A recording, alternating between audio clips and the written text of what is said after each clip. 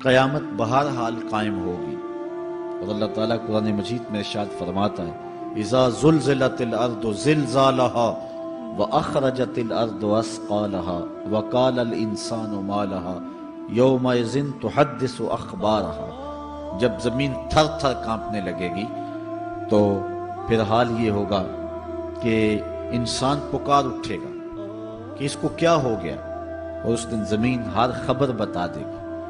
آج زمین کے جس گوشے اور ٹکڑے پہ بندہ داد عیش دیتا رہا ہے، گناہ کرتا رہا ہے، دروازے بند کر کے لوگوں کی نگاہوں سے چھپتا رہا ہے، لیکن قیامت کے دن زمین سلطانی گواہ بن جائے گی، اور جو کہا ہر شے سامنے آ جائے گی۔ اسی طرح جو نیکی جہاں بھی کی ہے وہ بھی قیامت کے دن سامنے آ جائے گی۔ قیامت قائم ہونے سے قبل کچھ نشانیاں ظاہر ہوں گی جو حضور علیہ السلام نے بیان فرمائی۔ قیامت کب قائم ہوگی اس کے وقت کا تعین نہیں فرمایا، بلکہ جب بھی آئے گی اچانک آئے گی، لیکن اتنا بتایا کہ دن جمعۃ المبارک کا ہوگا اور عاشورے کا دن ہوگا، 10 محرم الحرام کی تاریخ ہوگی، اور شام کے میدان میں میدان محشر لگے گا۔ اسرائیل علیہ السلام سور پھونکیں گے اور اس کی آواز سے پہلے تو خوف پیدا ہوگا، پھر خوف بڑھتا جائے گا اور آواز بھی تیز ہوتی جائے گی۔ اس کی تیزی اور ہولناکی ایسی ہوگی کہ کانوں کے پردے پھٹنے لگیں گے، پھر اس کے بعد جو ہے وہ ہر شے اڑنے لگے گی۔ اللہ تعالیٰ جل شانہ نے سورہ الواقعہ کے اندر پہاڑوں کی حالت کو بیان کیا ہے۔ جب سور پھونکا جائے گا، قیامت واقعہ ہوگی، تو فرمایا کہ پھر تم اس طرح ہو جاؤ گے جس طرح کہ روزن سے آنے والی روشنی میں اور دھوپ میں جو باریک باریک ذرے ہوتے ہیں۔ کبھی آپ نے دیکھا ہو اندھیرے کمرے میں کسی جانب سے تھوڑا سا سوراخ ہو اور اندر دھوپ آ رہی ہو، تو آپ ایک گوشے اور زاویے میں کھڑے ہو کے دیکھیں تو اس میں چھوٹے چھوٹے اڑتے ہوئے ذرات دکھائی دیتے ہیں۔ ان کو اگر آپ ہاتھ میں پکڑے مٹھی کھولیں تو کچھ نہیں ہوں گے، ہوتے تو ہیں لیکن باریک اتنے ہیں کہ وہ نظر نہیں آتے، تو ان کو عربی میں ہوا کہتے ہیں۔ اللہ تعالیٰ ارشاد فرماتا ہے یہ بڑے بڑے پہاڑ، یہ کیٹو، یہ ماؤنٹ ایورسٹ، یہ جو ہے وہ بڑے بڑے عالی نصب پہاڑ اس طرح ریزے ریزے اور ٹکڑے ٹکڑے ہو جائیں گے جس طرح روزن کی روشنی کے اندر چھوٹے چھوٹے باریک اور مہین ذرے ہوتے ہیں، جن کو تم تھامو پکڑو تو تمہارے ہاتھ میں تمہیں دکھائی نہیں دیتے، صرف دھوپ میں دیکھتے ہو۔ تو اس طرح یہ پہاڑ اتنے باریک حصوں میں بٹ جائیں گے، وہ اتنا زوردار جھٹکا ہوگا، اور انسانوں کو وہ جھٹکا زمین سے کھینچ کے باہر لے آئے گا۔ جتنے بھی قبروں میں گڑے ہوئے مردے ہوں گے، جب وہ جھٹکا آئے گا جس کو اللہ تعالیٰ نے ارشاد فرمایا اذا زلزلت الارض زلزالها واخرجت الارض اثقالها، زمین سارے بوجھ اگل دے گی، حتیٰ کہ درخت جڑوں سمیت باہر آ جائیں گے، پہاڑ اپنی تمام تر قوتوں سمیت جڑوں سمیت باہر آ جائیں گے، اور جتنے بھی زمین کے اندر دفینے اور خزانے ہیں سب باہر آ جائیں گے، قبروں میں گڑے ہوئے مردے بھی باہر آ جائیں گے، پھر اس کے بعد ٹوٹ پھوٹ کا شکار ہوں گے، پوری کائنات موت کی آغوش میں چلی جائے گی۔ یہ قیامت کا دن بہرحال قائم ہوگا۔ کافر کہتے تھے کہ جس قیامت سے ہمیں ڈراتے ہو وہ لاؤ کہاں ہے، تو ان کے مطالبے پہ فوراً قیامت قائم تو نہیں کی جا سکتی تھی۔ اللہ تعالیٰ جل شانہ نے فرمایا محبوب ان کو کہو تم بھی انتظار کرو، میں بھی انتظار کرتا ہوں، اور جس دن کا وعدہ دیا ہے وہ تم دیکھ لو گے۔ اور سورہ الواقعہ میں ارشاد فرمایا اذا وقعت الواقعہ لیس لوقعتها کاذبہ، جس دن وہ قائم ہوگی تو پھر کوئی انکار نہیں کرے گا۔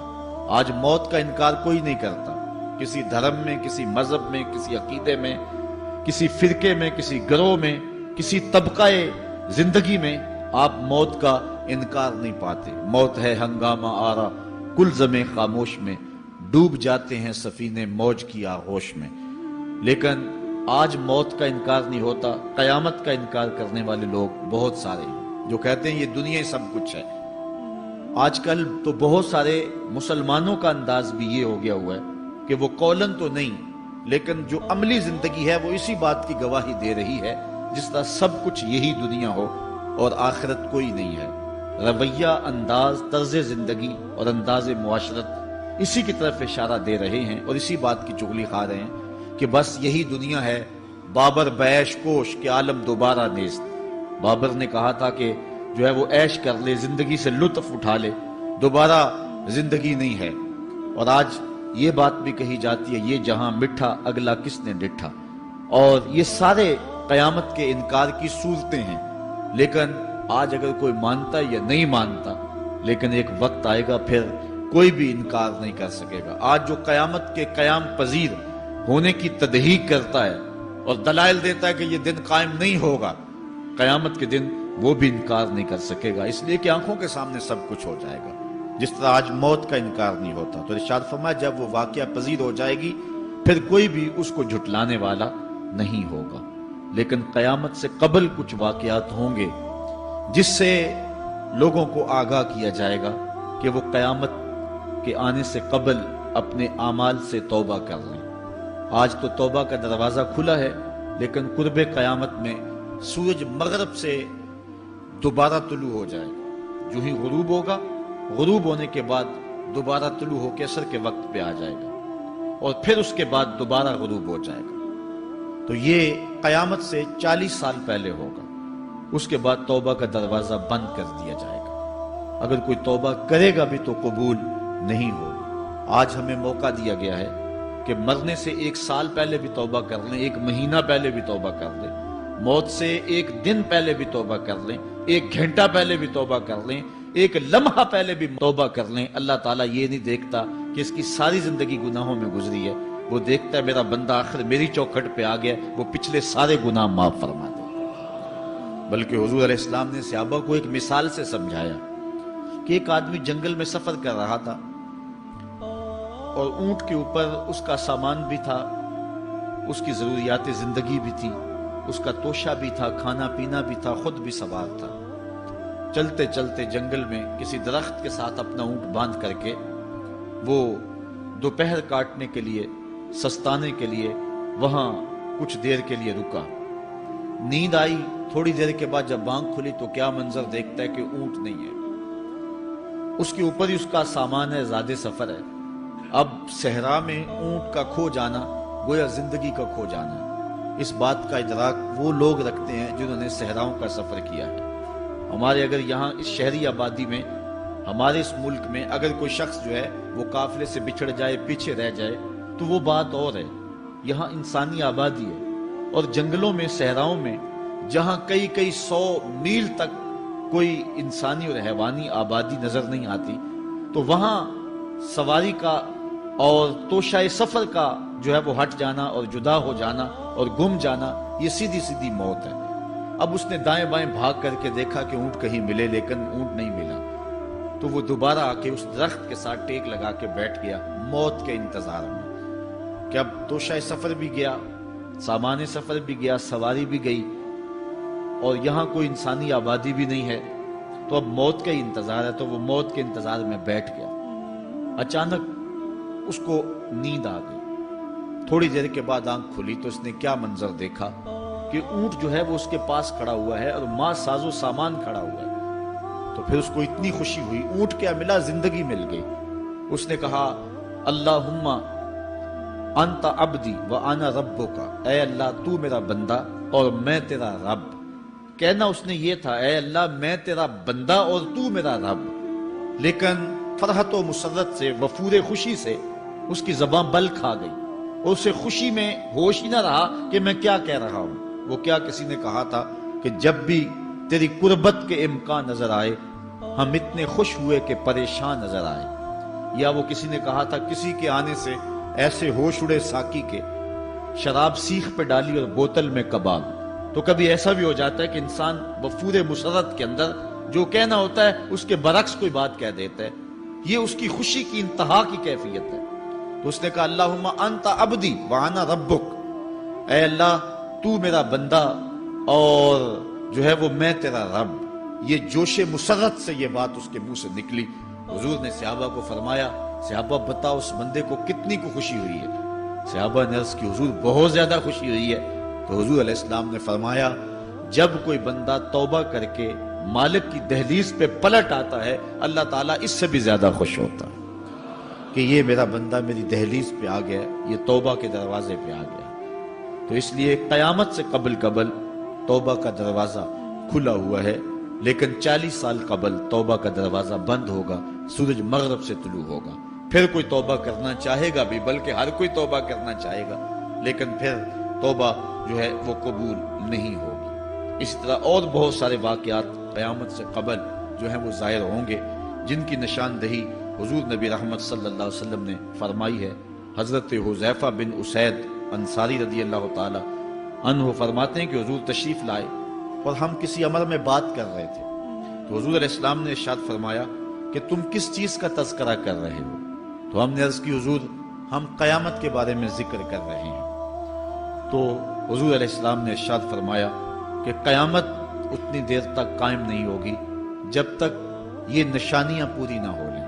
ان میں سے ایک حضور نے دھوئیں کا ذکر فرمایا، دوسرا دجال کا تذکرہ کیا، تیسرا دابت الارض یعنی یاجوج اور ماجوج کا تذکرہ کیا کہ وہ نکلیں گے، اس طرح سورج کا مغرب سے نکلنا اس کا ذکر کیا، حضرت عیسیٰ علیہ السلام کے نزول کا ذکر کیا۔ اسی طرح حضور علیہ السلام نے زمین کا 3 جگہوں سے بیٹھ جانے کا ذکر کیا، ایک مشرق میں، ایک مغرب میں اور ایک جزیرہ عرب میں، زمین دھنس جائے گی نیچے، اس کا ذکر کیا۔ اور یمن کی جانب سے ایک آگ نکلے گی جو لوگوں کو دھکیل کر کے شام کے میدان میں لے آئے گی، اس کا تذکرہ کیا۔ فرمایا جب تک یہ نشانیاں پوری نہیں ہو جاتی اتنی دیر تک قیامت قائم نہیں ہوگی۔ تو یہ قیامت کے آنے سے قبل جو ہیں وہ نشانیاں ہیں جو ظاہر ہوں گی۔ اس کے علاوہ قیامت آنے سے کچھ اس سے بھی پہلے نشانیوں کا ظہور ہوگا، جس کا ذکر حضور نبی رحمت صلی اللہ علیہ وسلم نے ارشاد فرمایا۔ حدیث جبریل اس پہ بہت معروف ہے، جس کو حضرت عمر بن خطاب رضی اللہ تعالیٰ عنہ روایت کرتے ہیں۔ آقا کریم علیہ السلام کی خدمت میں کہتے ہیں ہم حاضر تھے کہ ایک شخص آیا کہ جس کے سیاہ کالے بال تھے اور سفید رنگ کا اس نے لباس پہنا ہوا تھا، اہل مدینہ سے وہ تھا نہیں، اور اس کے چہرے پر، لباس پر، بشرے پر آثار سفر بھی ظاہر نہیں تھے۔ اگر مقامی ہوتا تو ہم جانتے ہوتے، اور اگر باہر سے آیا ہوتا تو اس کے چہرے پر، لباس پر جو ہے وہ سفر کے آثار ہوتے۔ اس زمانے میں اس طرح کے سفر تو نہیں تھے آسانی اور سہولت والے، تو جو بھی سفر کر کے دور سے آتا تو اس کا چہرہ بتاتا یہ مسافر ہے۔ تو کہا مسافر لگتا نہیں تھا اور اہل مدینہ سے تھا نہیں۔ ہم پریشان تھے کہ یہ کون ہے، لیکن وہ آیا اور حضور علیہ السلام کی خدمت میں اپنے زانو بچھا کر کے بیٹھ گیا۔ فَأَسْنَدَ رُكْبَتَيْهِ إِلَىٰ رُكْبَتَيْهِ، اپنے دونوں گھٹنے اس نے حضور علیہ السلام کے گھٹنوں سے جوڑے اور حضور کی خدمت میں یوں ادب سے بیٹھ گیا۔ پھر اس نے حضور علیہ السلام سے اسلام کے بارے میں پوچھا، حضور علیہ السلام نے جواب دیا۔ پھر اس نے کہا بالکل آپ نے سچ فرمایا ہے۔ ہم حیران ہوئے، خود ہی سوال کرتا ہے اور خود ہی تصدیق کرتا ہے۔ پھر اس نے حضور سے ایمان کے بارے میں پوچھا، حضور نے کچھ ارشاد فرمایا ایمان یہ ہے، تو اس نے کہا بالکل صدقتا، آپ نے سچ کہا ہے۔ تو ہم پھر حیران ہوئے کہ خود ہی یہ سوال پوچھ رہا ہے اور خود ہی اس کی تائید کر رہا ہے۔ پھر اس نے احسان کے بارے میں پوچھا، تو حضور علیہ السلام نے اس کو جواب دیا کہ احسان یہ ہے کہ اللہ کی عبادت اس طرح کرے کہ تو اسے دیکھ رہا ہے، اور اگر یہ کیفیت نہیں ہے تو کم از کم یہ کیفیت پیدا کر لے کہ وہ تجھے دیکھ رہا ہے۔ اس نے کہا آپ نے سچ کہا۔ پھر اس کے بعد اس نے کہا مجھے اب قیامت کے بارے میں بتائیں۔ حضور علیہ السلام نے فرمایا جو ہے وہ مسئول سائل سے عالم نہیں ہے۔ تو اس نے کہا اچھا پھر مجھے قیامت کے کچھ نشانیاں بیان فرما دیں۔ تو حضور علیہ السلام نے اس شخص کو جو نشانیاں بیان فرمائیں وہ یہ تھی کہ لونڈی اپنی مالکہ کو جنم دے گی، بکریاں چرانے والے، اونٹ چرانے والے، ننگے پاؤں والے اور ننگے بدن والے تم دیکھو گے کہ عمارتیں بنانے میں ایک دوسرے سے آگے بڑھنے کی کوشش کریں گے۔ بہرحال تھوڑی دیر تک وہ حضور کی خدمت میں بیٹھا رہا۔ اس کے بعد جب چلا گیا تو تھوڑی دیر گزری تو حضور نے فرمایا عمر جانتے ہو یہ شخص کون تھا؟ عرض کی اللہ و رسولہ عالم، اللہ اور اس کا رسول جانتا ہے۔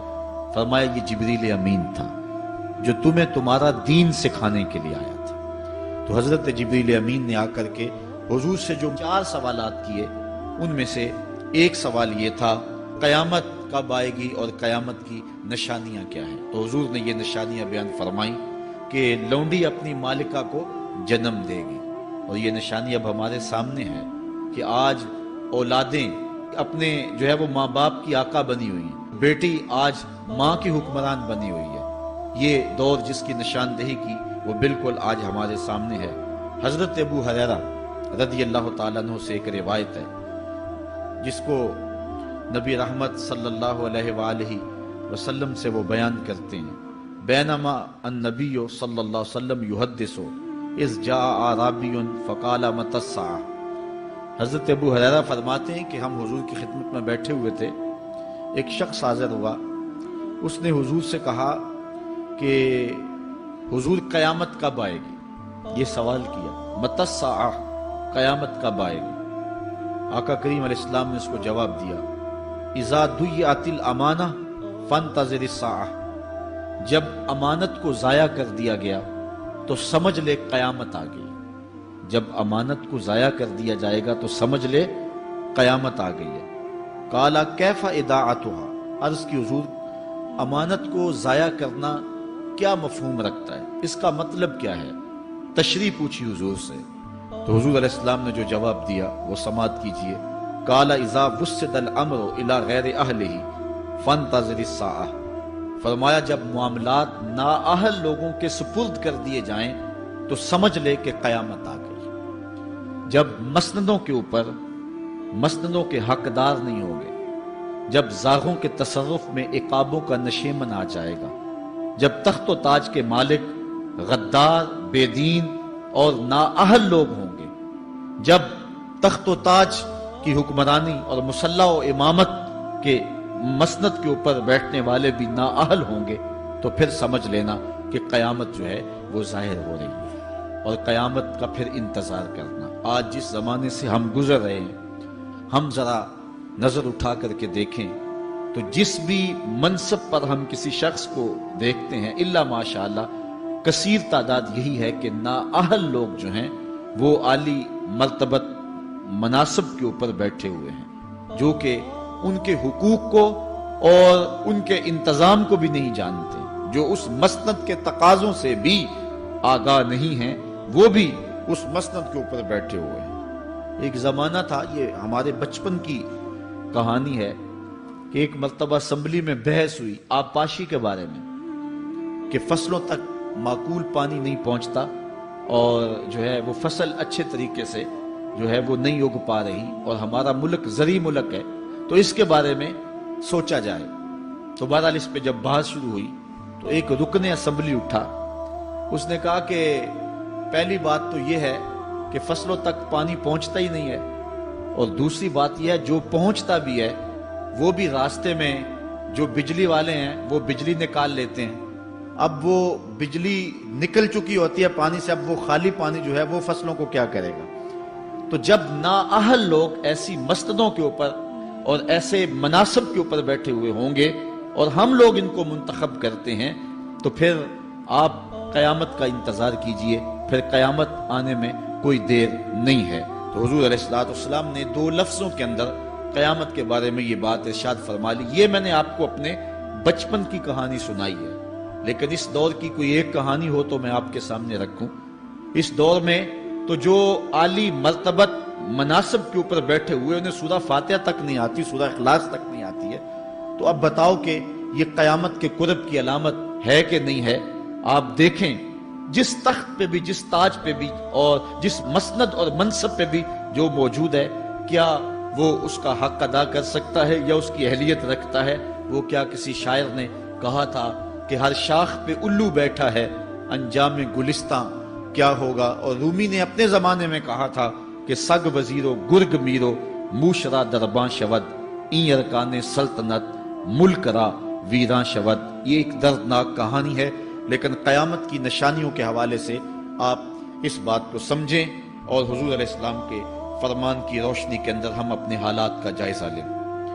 حضرت انس رضی اللہ تعالی عنہ سے ایک روایت ہے، کہتے ہیں سمیت رسول اللہ صلی اللہ علیہ وسلم یقولو، میں نے حضور علیہ السلام کو فرماتے ہوئے سنا ہے۔ یہ حضرت انس رضی اللہ تعالیٰ عنہ وہ صحابی ہیں جنہوں نے 10 سال تک حضور کی نوکری کی ہے، اور کہتے ہیں 10 سال میں ایک بار بھی ایسا نہیں ہوا کہ حضور نے مجھے اف بھی کہا ہو۔ کہتے ہیں کبھی ایسا ہوتا کہ میرے ہاتھ سے کوئی برتن ٹوٹ جاتا، ازواج مطہرات جو ہیں وہ اس پہ ناراض ہونے لگتی تو حضور علیہ السلام روک دیتے، فرماتے اسے کچھ نہ کہو، اس برتن کی عمر ہی اتنی لکھی ہوئی تھی، یہ اتنے عرصے کے لیے ہی پیدا کیا گیا تھا۔ تو آقا کریم علیہ السلام نے جو ہے وہ ازواج مطہرات کو بھی روکا کہ وہ مجھے جھڑکے نہ۔ خدمت رسول اللہ صلی اللہ علیہ وآلہ وسلم 10 سنین، میں نے پورے 10 سال حضور کی نوکری کی ہے۔ بلکہ جب آپ کہیں گے کہ حضور کے خادم کا نام کیا ہے، سارے صحابی حضور کے خادم ہیں، لیکن نام حضرت انس رضی اللہ تعالی عنہ کا آئے گا، یہ حضور علیہ السلام کے خادم خاص ہیں، اور حضور سے بہت ساری باتیں انہوں نے سنی ہیں۔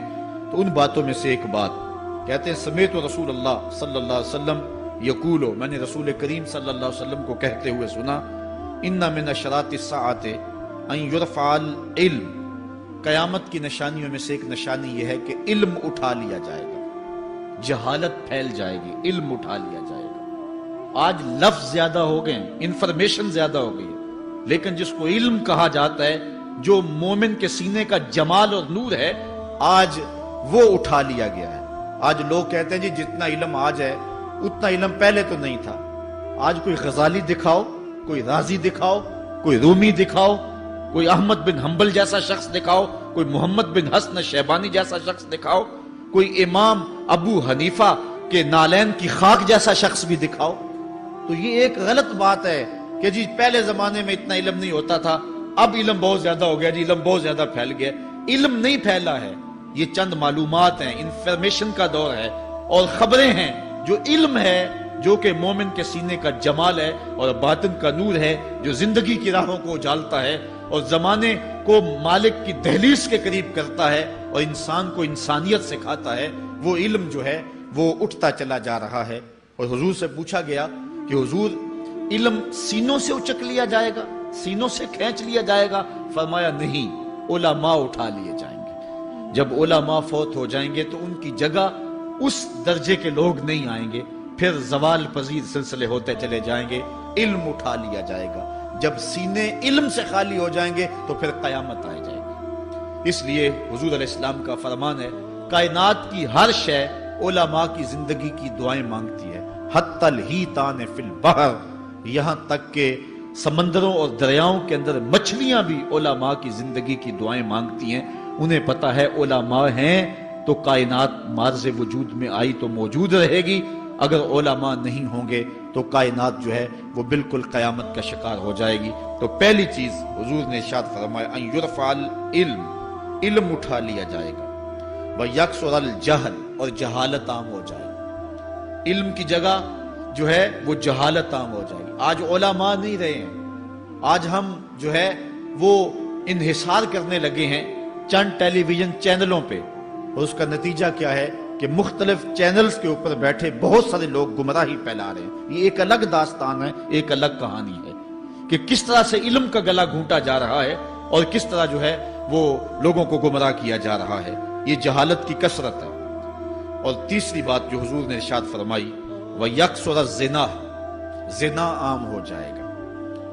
نظر کا زنا یہ تو اس زمانے کے اندر برا رہا ہی نہیں ہے، لوگ اس میں کوئی آر ہی نہیں سمجھتے۔ کسی کی بہن اور بیٹی کو دیکھنا اور اپنی آنکھوں کو شہوات سے بھرنا، یہ بندہ محسوس ہی نہیں کرتا ہے۔ حضور علیہ السلام نے ارشاد فرمایا، من زنا زنیا بہی ولو بہی تان دارہی، جس نے زنا کیا یہ عمل اس کے گھر بھی لوٹے گا، اگرچہ وہ اپنی دیواریں اونچی اونچی کیوں نہیں کر لیتا۔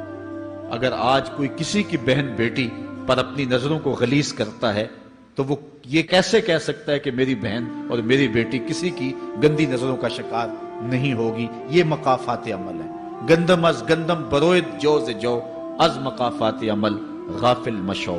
اس لیے بدکاری پھیل جائے گی، نظر کی بدکاری اور ہر طرح کی بدکاری، اور یہ اتنا برا اور کبھی کام ہے کہ اللہ تعالیٰ جل شانہ نے قرآن مجید میں اسے کھلی بے حیائی قرار دیا ہے۔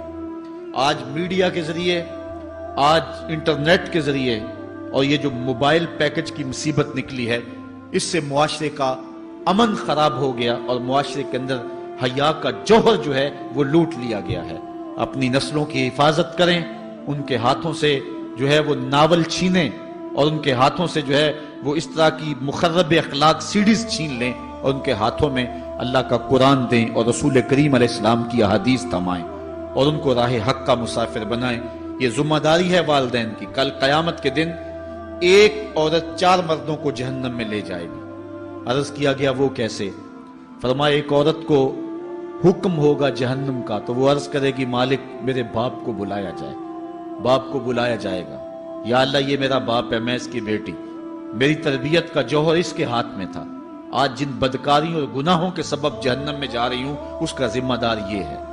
وہ باپ جس نے اپنے بیٹی کو سب کچھ دیا، اپنی اولاد کی تعلیم کے لیے اپنے پلاٹ بیچ دیے، جائیدادیں فروخت کر دی، نہیں دیا تو دین نہیں دیا، کل قیامت کے دن وہ اللہ کے حضور کیا جواب دے گا؟ ارشاد ہوگا اسے بھی پکڑو، اس کے باپ کو بھی پکڑو اور جہنم میں لے جاؤ۔ عرض کرے گی نہیں مالک میرے بھائی کو بلایا جائے۔ بھائی کو بلایا جائے گا، مالک یہ میرا بھائی ہے، میں اس کی غیرت تھی، میں جن راہوں پہ چل کر کے تیرے عتاب اور تیرے قہر و غضب کی حقدار بنی اس کا ذمہ دار یہ ہے۔ اگر یہ مجھے روکتا، اپنی آبرو کی حفاظت کرتا، اپنی ناموس کا پہرا دیتا تو میں ان راستوں کی مسافر کیسے بنتی؟ میری خرابی کا ذمہ دار یہ ہے۔ اب وہ بھائی کیا جواب دے گا جو چوکوں اور موڑوں پہ کھڑا ہو کے آنے اور جانے والی بہنوں اور بیٹیوں کو دیکھتا ہے اور یہ سمجھتا ہے کہ میری بہنیں اور میری بیٹیاں گھر میں محفوظ ہیں؟ وہ قیامت کے دن کیا جواب دے گا؟ ارشاد ہوگا اسے بھی پکڑو، اس کے باپ کو بھی پکڑو، بھائی کو بھی پکڑو، جہنم میں لے جاؤ۔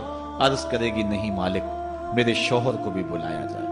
بلایا جائے گا، مالک یہ میرا شوہر ہے اور میں اس کی بیوی، میری تربیت کا جوہر ماں باپ کے بعد اس کے ہاتھ میں تھا اور اس کے پاس طلاق کی دھمکی ایسی چیز تھی، مجھے جو چاہتا منواتا اور جس انداز میں ڈھالنا چاہتا مجھے ڈھال لیتا، لیکن اس نے مجھے کبھی راہ حق کی طرف نہیں بلایا تھا۔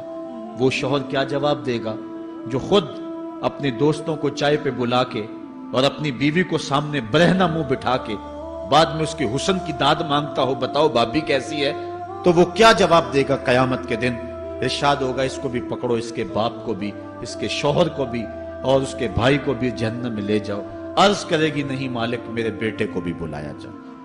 بیٹے کو بلایا جائے گا، مالک یہ میرا بیٹا ہے، میں اس کی ماں ہوں، میرے سینے میں اس کے لیے تڑپتی ہوئی ممتا تو نے رکھی تھی، یہ روٹھ جاتا تو زندگی اجاڑ ہو جاتی، جو بھی چاہتا ضد کر کے منوا لیتا، مجھے کسی کے گھر کے برتن بھی مانجنے پڑے تو میں نے اس سے بھی گریز نہیں کیا، اس کی ہر فرمائش کو پورا کیا، اپنا زیور بیچ کے اس کی تعلیم مکمل کروائی۔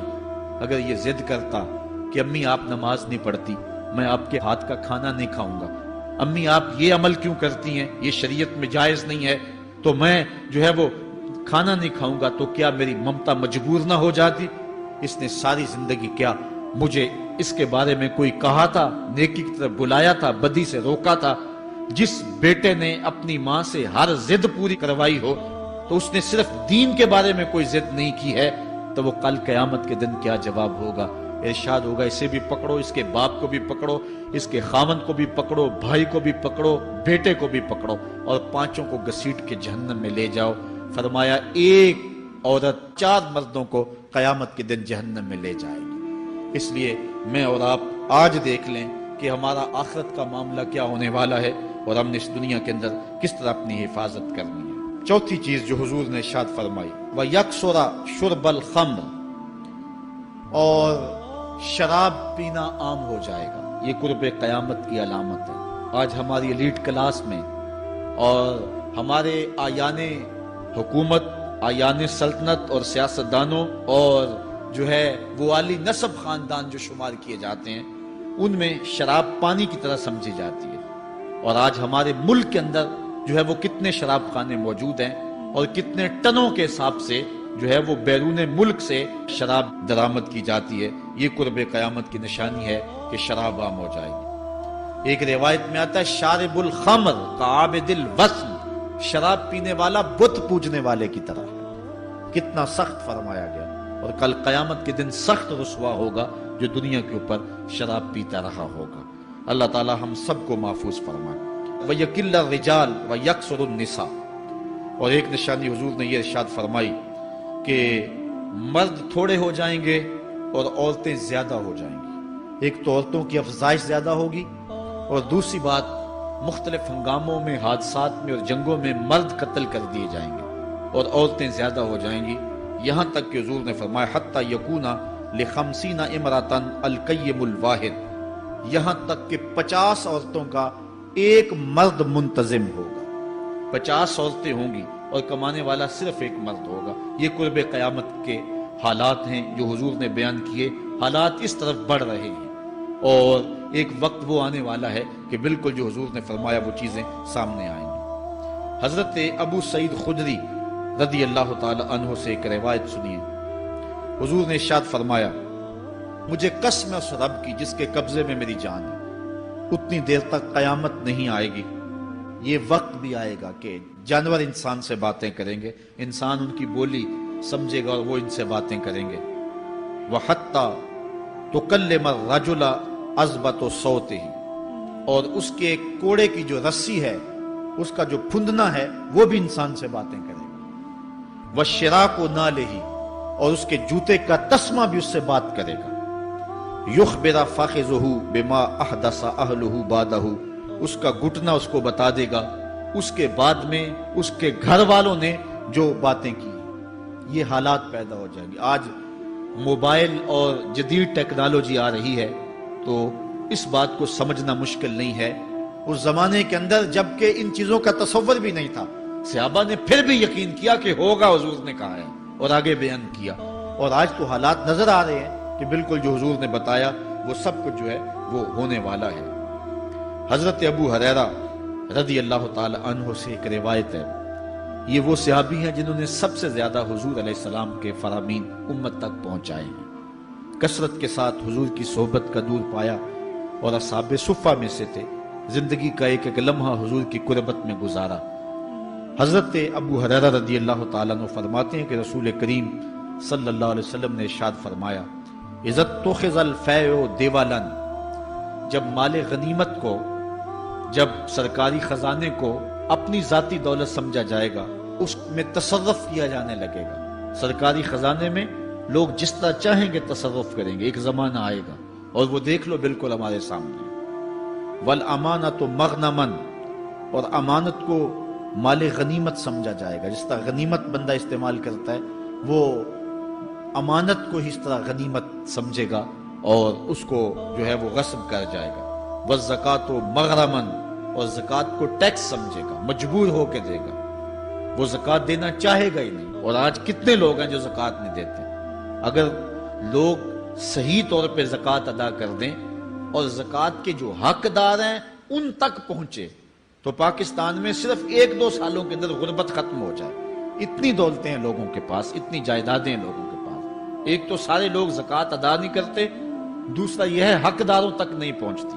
پیشہ ور مانگنے والے اور اس موسم کے اندر جو ہے وہ اپنے آپ کو غریب ظاہر کر کے اور مختلف اپنی مجبوریاں ظاہر کر کے مال ہتھیانے والے بہت سارے ہیں، اور زکوٰۃ دینے والا کہتا ہے میں جلدی جلدی فارغ ہو جاؤں۔ جتنی محنت مال کو کمانے میں صرف کی ہے، اتنی ہی محنت حقداروں کو تلاش کرنے کے لیے بھی کرے تاکہ اس کی زکوٰۃ اصل مصارف تک پہنچے۔ تو قرب قیامت میں یہ ہوگا کہ زکوٰۃ کو ٹیکس جانا جائے گا۔ وَتُعُلِّمَ لِغَيْرِ الدِّينِ، اور علم دین کے لیے حاصل نہیں کیا جائے گا، دین کے علاوہ کے لیے حاصل کیا جائے گا۔ اس کے 2-3 مفاہیم ہیں۔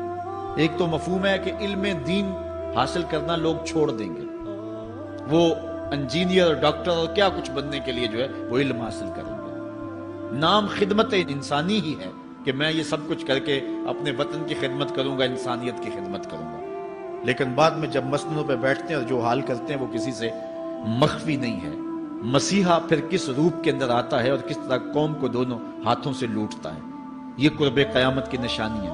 ہر بندہ جو ہے وہ علم تعلیم حاصل اچھا انسان بننے کے لیے نہیں، با کردار شخص بننے کے لیے نہیں، اچھا مومن بننے کے لیے نہیں، صالح فرد بننے کے لیے نہیں، بلکہ کمائی کرنے کے لیے، زیادہ زیادہ پیسے کمانے کے لیے وہ علم حاصل کرے گا۔ اور دوسری یہ بات کہ جو دین کا علم بھی حاصل کریں گے وہ بھی غرض و غائد جو ہے وہ اپنی چھوڑ دیں گے جس مقصد کے لیے جو ہے وہ علم حاصل کیا جاتا ہے۔ اور یہ قرب قیامت کی نشانی جو حضور نے بیان کی، یہ بھی ہم اپنے زمانے میں دیکھ رہے ہیں۔ وَأَطَاعَ الرَّجُلُ امْرَأَتَهُ، اور آدمی اپنی بیوی کی اطاعت کرے گا، جو بیوی کہے گی وہ مانے گا۔ وَأَقَّ أُمَّهُ، اور ماں کو آگ کر دے گا، ماں کی پرواہ نہیں کرے گا، ماں کی نافرمانی کرے گا، بیوی کی بات کو ترجیح دے گا اور ماں کی بات جو ہے اس کو ثانوی حیثیت دے گا۔ بہت بدبخت تو ایسے ہیں کہ جو ماں باپ کو ویسے ہی دقیانوسی کا تانا دے کے کہتے ہیں تمہیں تو پتہ ہی نہیں کسی بات کا، دنیا کہاں چلی گئی، اور ان کی کسی بات کو، کسی مشورے کو اور کسی حکم کو کوئی ترجیح نہیں دیتے۔ لیکن جب بیوی اور ماں دونوں کا حکم مقابلے میں آ جائے تو اس وقت وہ بیوی کے حکم کو ترجیح دیں گے۔ یہ قرب قیامت کی علامت ہے جو کہ ہم واضح طور پہ اپنے معاشرے میں دیکھ رہے ہیں۔ وَأَدْنَا صَدِيقَهُ وَأَقْصَى أَبَاهُ، دوست قریب ہوں گے، باپ دور ہوگا۔ دوستوں کو قربت دی جائے گی، ان کے ساتھ بیٹھنا اٹھنا بھی ہوگا، کھانا پینا بھی ہوگا، گپ شپ بھی ہوگی۔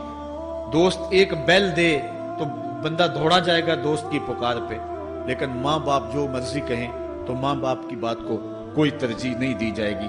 یہ قرب قیامت کی نشانیوں میں سے ایک نشانی ہے، اور اس وجہ سے آج لوگ محروم ہو گئے ہیں اور گھروں میں برکت نہیں رہی۔ ماں باپ اگر کچھ کہیں، کوئی چیز لانے کے لیے بھی کہیں تو بچہ 100 بہانے کرتا ہے اور دوست کی پکار پہ لبیک کہتا ہوا بھاگ اٹھتا ہے۔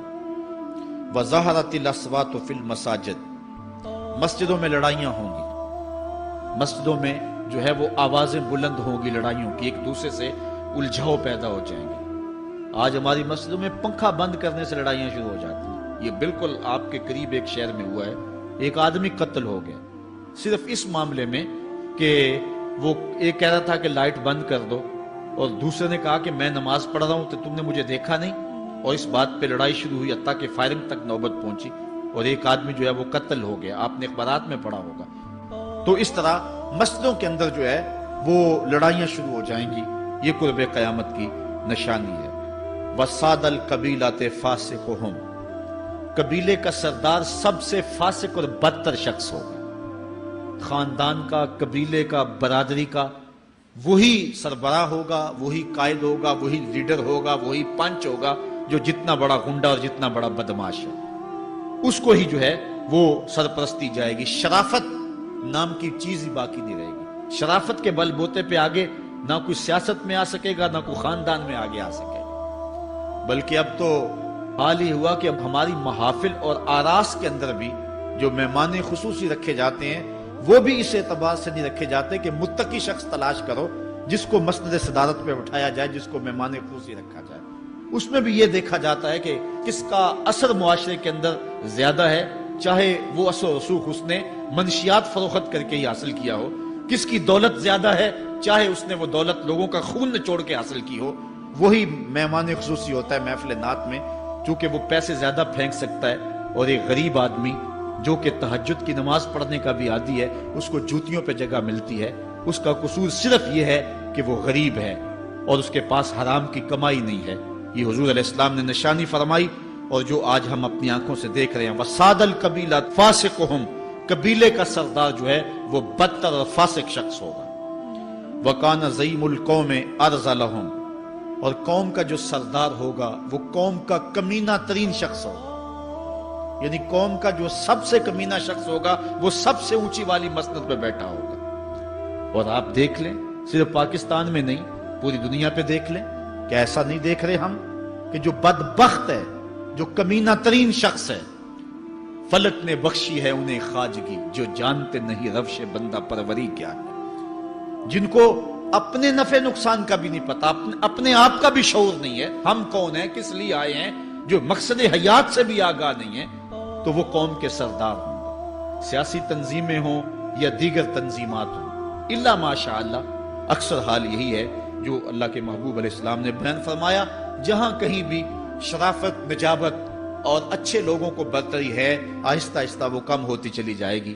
اور یہی ہوگا سارے کا سارا نظام، جب قیامت آئے گی تو یہی ہوگا کہ جتنا برا شخص ہوگا، جتنا کرپٹ شخص ہوگا، جتنا ظالم شخص ہوگا، جتنا ڈاکو لٹیرا اور انتہائی کمینہ صفت شخص ہوگا، وہی جو ہے وہ قوموں کا سردار ہوگا۔ وَأُكْرِمَ الرَّجُلُ مَخَافَةَ شَرِّهِ، اور آدمی کی عزت اس کی شر سے بچنے کے لیے کی جائے گی۔ فلاں بندے سے اگر تعلقات قائم نہ رکھے تو ہمیں نقصان پہنچائے گا۔ آج 10 نمبر کا گنڈا بھی ہو تو لوگ اس سے تعلق ضرور استوار رکھتے ہیں، یہ فخر سمجھتے ہیں۔ آج کل افطار پارٹیاں ہو رہی ہیں اور اس میں ان کو بلایا جاتا ہے دعوت افطار پر جنہوں نے روزے ہی نہیں رکھے ہوئے۔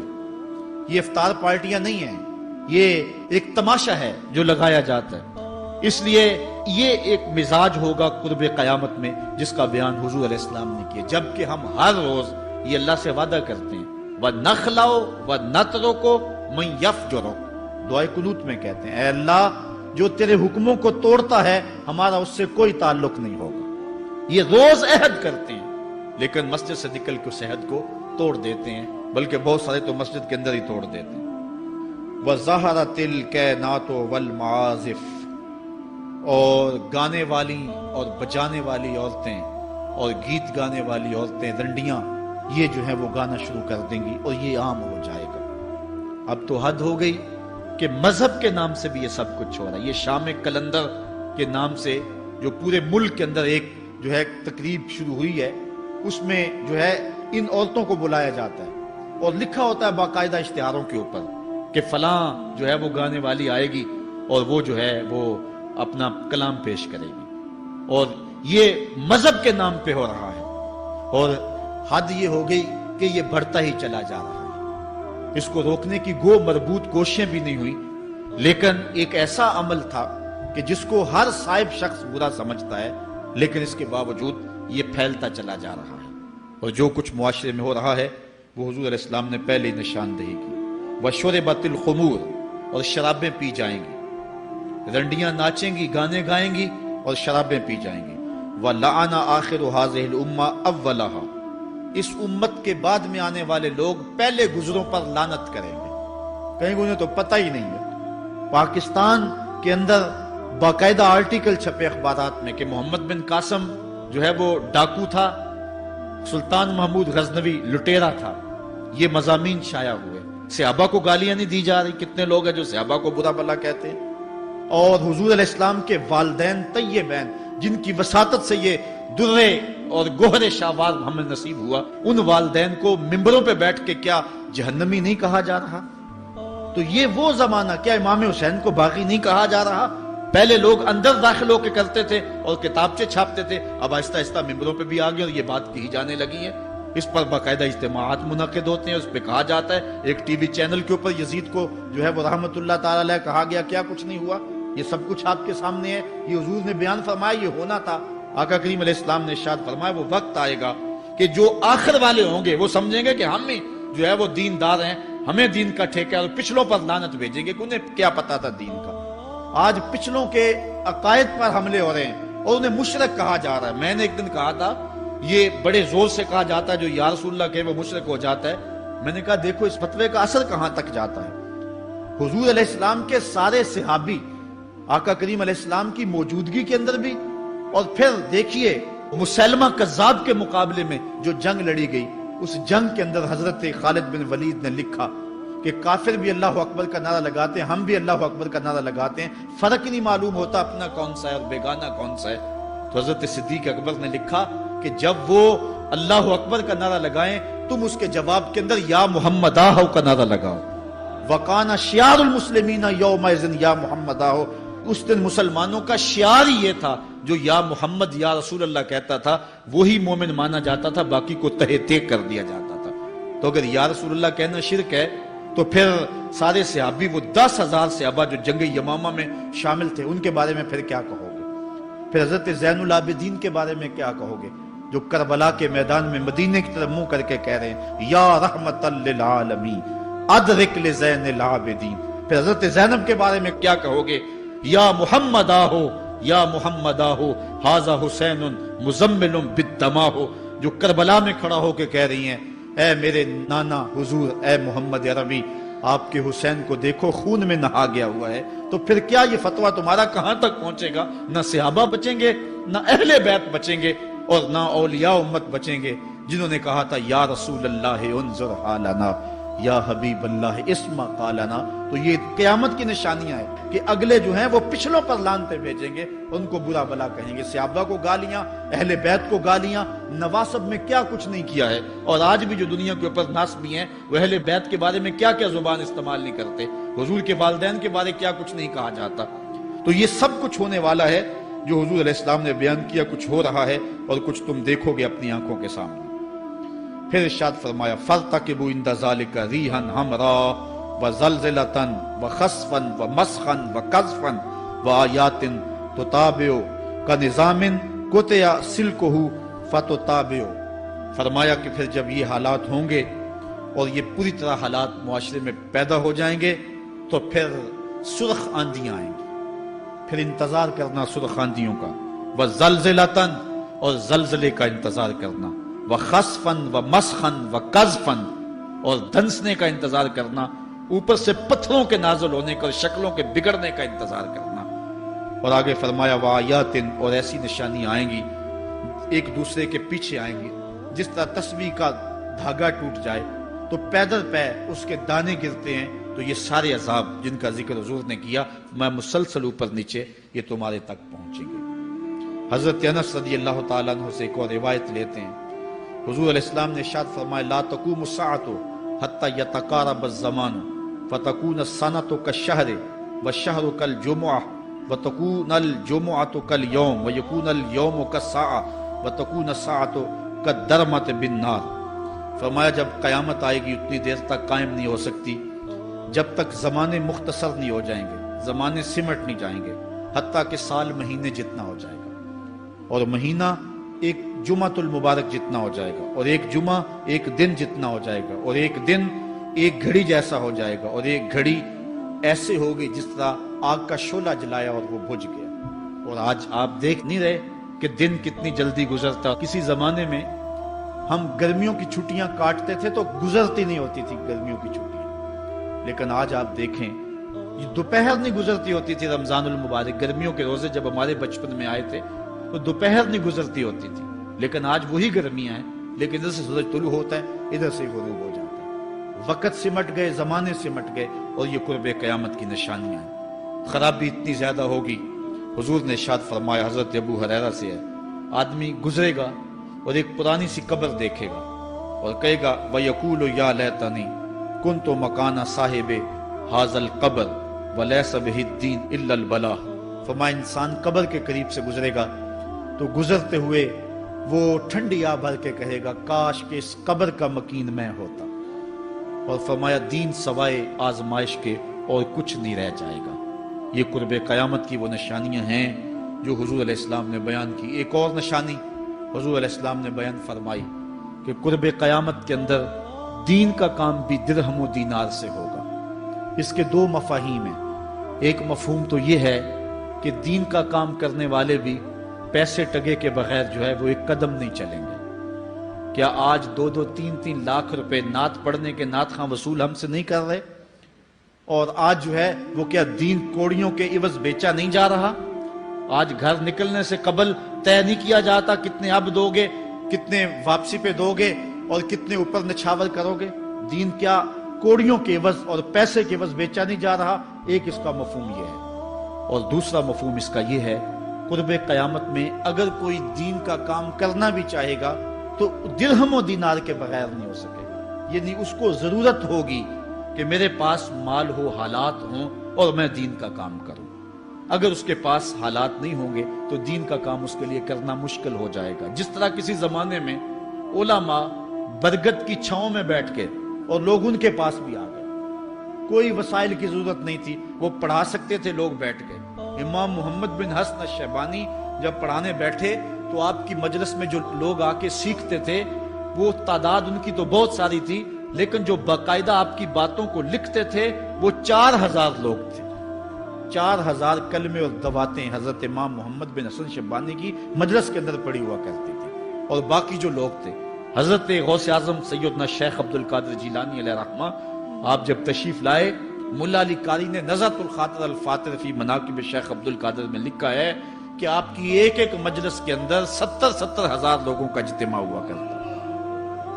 آج تھوڑے لوگ اکٹھے ہو جائیں تو ہم خوش بھی ہوتے اور حیران بھی ہوتے ہیں، اتنے لوگ اکٹھے ہو گئے۔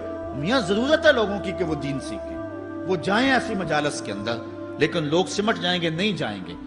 وسائل کی ضرورت ہوگی، وہ برگد کے درخت کے نیچے بیٹھ کر کے بھی لوگ جو ہیں وہ علم کا چراغ روشن کرتے تھے۔ جب لارڈ میکالے نے نصاب تعلیم مرتب کیا اور درس نظامی کو اور جو ہے عصری علوم کو الگ کر دیا، تو یہ علماء ہی تھے کہ جنہوں نے برگد کے درخت کے نیچے، پیپل کے درخت کے نیچے بیٹھ کر کے علم کے چراغ کو روشن رکھا۔ لیکن آج اگر تم ایسا کرنا چاہو گے تو کیا ممکن ہوگا کہ اس چراغ کو تم روشن رکھ لو؟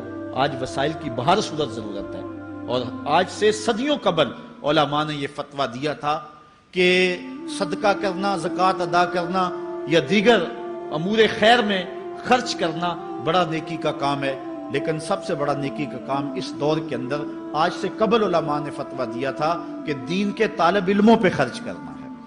ان پہ اگر خرچ کریں گے تو یہ وہ ایک ایسا موقع ہے کہ جس سے آپ جو ہے وہ حقدار تک حق بھی پہنچا لیں گے اور اس سے دین کو بھی تقویت ہوگی۔